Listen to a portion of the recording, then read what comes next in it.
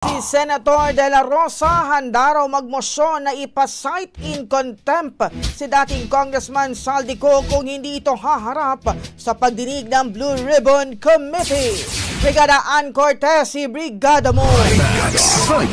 Brigada Balita. Naniniwala si Senator Ronald Bato De La Rosa na uuwi sa bansa si resign Congressman Saldico kung nanaisin nga nitong ipagtanggol ang kanyang sarili at linisin ang kanyang pangalan. Kaugnay nga nito, handa raw si De La Rosa na magmosyon na ipasite in contempt si Ko kung sakaling mabigo ito sa pagharap sa pagdinig ng Blue Ribbon Committee. Samantala, ginit naman ng senador na hindi pa sapat ang pagbaba ng dating kongresista sa kanyang pwesto dahil gusto raw ng publiko ay mapanagot ito kung sakali nga na mapatunayan na may kaugnayan nito sa issue ng flood control. Pero bilang wala na ito sa pwesto, batid ni De La Rosa na mas mapapadali ang kanilang pag-imbita rito dahil hindi na nga raw nila kailangan isipin pa na baka makapaglabag sila sa interparliamentary courtesy.